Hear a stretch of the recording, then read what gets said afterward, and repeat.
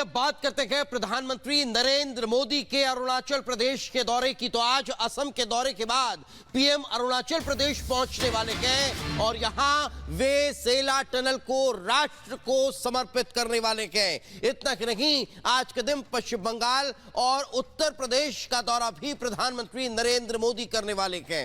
आपको जानकारी दें कि उत्तर प्रदेश में वाराणसी आज पीएम जाएंगे, जो उनका संसदीय क्षेत्र है, और अपने संसदीय क्षेत्र में कई विकास परियोजनाओं की सौगात देने के साथ साथ वे आज बाबा विश्वनाथ के दर्शन करने भी पहुंचने वाले हैं। दो तस्वीरें इस वक्त आपके टेलीविजन स्क्रीन पर, यह वही सेला टनल जिसका उद्घाटन प्रधानमंत्री नरेंद्र मोदी आज अपने असम दौरे के बाद अरुणाचल प्रदेश पहुंचने के बाद करने वाले हैं। तो वही यूपी और पश्चिम बंगाल के दौरे पर भी पीएम रहेंगे।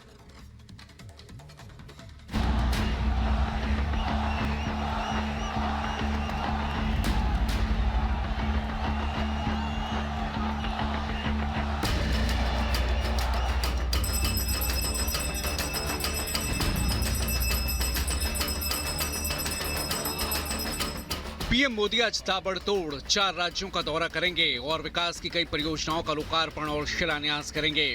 पहले असम, फिर अरुणाचल, पश्चिम बंगाल और अंत में अपने संसदीय क्षेत्र वाराणसी में काशी विश्वनाथ मंदिर में दर्शन पूजन करेंगे पीएम मोदी।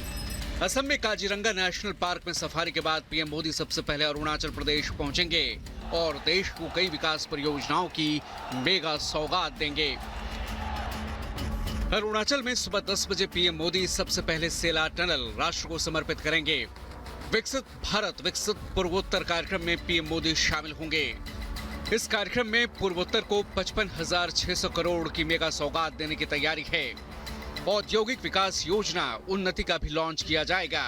दिबांग घाटी में बहुउद्देशीय जल विद्युत परियोजना की आधारशिला रखी जाएगी और 35,000 से ज्यादा नए घरों की भी सौगात देंगे पीएम मोदी। अरुणाचल में सेला टनल की खास अहमियत है। 2019 में पीएम मोदी ने ही इस परियोजना की आधारशिला रखी थी। देश के लिए रणनीतिक महत्व रखता है सेला टनल। तवांग तक हर मौसम में कनेक्टिविटी इससे मिलेगी। इससे क्षेत्र में तेज और अधिक कुशल परिवहन मार्ग मिलेगा। लगभग 825 करोड़ की लागत से इसे तैयार किया गया है। नई ऑस्ट्रेलियाई टनलिंग पद्धति के जरिए सेला टनल का निर्माण किया गया है और इसमें उच्चतम सुरक्षा मानकों का इस्तेमाल किया गया है। असम, अरुणाचल प्रदेश के दौरे के बाद पीएम मोदी का पश्चिम बंगाल दौरे का कार्यक्रम है। पीएम मोदी करीब 3:45 बजे सिलीगुड़ी में एक सार्वजनिक कार्यक्रम में हिस्सा लेंगे और 4,500 करोड़ की विकास योजनाओं का लोकार्पण और शिलान्यास करेंगे।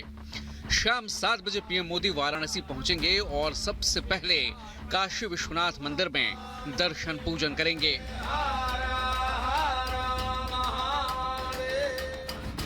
वाराणसी में लगभग 40 जगहों पर पीएम मोदी के भव्य स्वागत की तैयारी है। बाबतपुर से बरेका तक 28 किलोमीटर लंबे रूट पर पीएम का पुष्प वर्षा के साथ स्वागत किया जाएगा। उसके बाद कल दोपहर लगभग 12 बजे प्रधानमंत्री एक सार्वजनिक कार्यक्रम में वाराणसी में हिस्सा लेंगे, जहां यूपी को 42,000 करोड़ से कई योजनाओं की सौगात देंगे। दोपहर लगभग 2:15 बजे पीएम वाराणसी में वीडियो कॉन्फ्रेंसिंग के जरिए छत्तीसगढ़ में महतारी वंदना योजना के तहत पहली किस्त का वितरण करेंगे। Bureau report, Republic Bharat. Lok Sabha चुनाव के मद्देनजर जहां हर दल अपनी अपनी रणनीति बना रहा है, अपने अपने समीकरण सेट कर रहा है, इसी कड़ी में बीजेपी ने अपनी पहली लिस्ट जारी कर दी है। तो वहीं कांग्रेस ने भी कल अपनी पहली लिस्ट जारी कर दी। महत्वपूर्ण बात यह है कि राहुल गांधी इस बार अमेठी से चुनाव नहीं लड़ेंगे, वो वायनाड से ही चुनाव लड़ने वाले हैं। इसको देखते हुए बीजेपी राहुल गांधी पर हमलावर हो गई है। आइए रिपोर्ट आपको दिखाते हैं।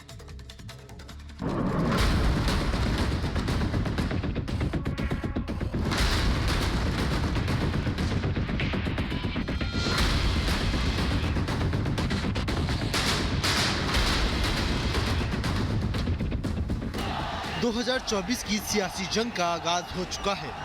ये सियासी जंग हर दल अपने अपने ढंग से लड़ने की कोशिशों में जुटा हुआ है। सभी दल फूंक फूंक कर अपना कदम रख रहे हैं और विरोधियों को हराने की ठान रहे हैं।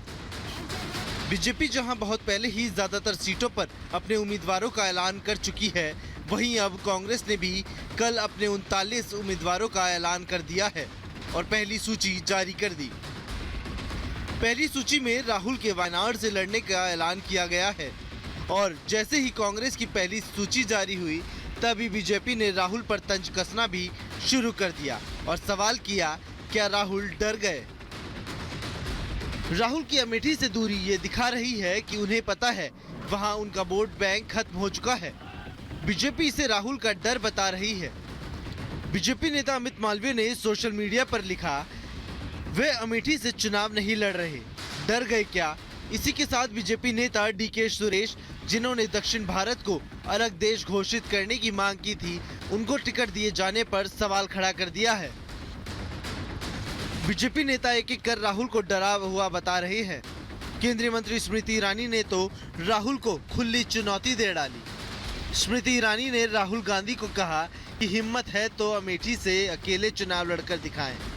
तो वहीं केंद्रीय मंत्री राजीव चंद्रशेखर ने भी राहुल पर निशाना साधा, कहा राहुल गांधी देश में किसी दूसरी सीट से चुनाव लड़ ही नहीं सकते। मैंने तो ये कहा था कि अगर वाकई में उनके नेता में दम है तो बिना मायावती जी अखिलेश जी के सहारे के अकेले सिर्फ अमेठी से चुनाव लड़कर क्यों नहीं दिखाते? दूध का दूध पानी का पानी वही हो जाएगा। एक तरफ सियासी खींचतान जारी है तो दूसरी तरफ जगत गुरु रामभद्राचार्य जी ने भी ऐसी भविष्यवाणी कर दी कि जिसके बाद अब विपक्ष का भी तनाव दोगुना हो गया है। जगत गुरु रामभद्राचार्य जी ने लोकसभा चुनाव 2024 के लिए भविष्यवाणी की है, जिसमें बीजेपी को 370 सीटों के पार रहने की उम्मीद जताई है। इसके अलावा उन्होंने कांग्रेस की यात्रा को भी बेअसर बताया। जीतेगी बात। कितने सीटें मिल सकती हैं? 543 है तो सीटें कितनी मिलेंगी, क्या लगता है आपको? 370 से पार जाएगी। राहुल गांधी न्याय यात्रा कर रहे हैं, उस पर बीजेपी को लेकर क्या प्रभाव पड़ेगा? उससे प्रभाव पड़ेगा। सियासी घमासान जारी है। चुनावों की तारीखों का ऐलान कुछ ही दिनों में होने वाला है। ऐसे में पार्टियां अपने उम्मीदवारों को फूंक फूंक कर उतार रही है, जिससे कि चुनाव में विरोधियों को कोई मौका न मिल पाए। राजनीतिक दलों की कोशिशें अपनी जगह हैं, लेकिन जनता के दिल में कौन बस रहा है, इसके लिए अभी थोड़ा इंतजार करना होगा। Bureau report, Republic Bharat.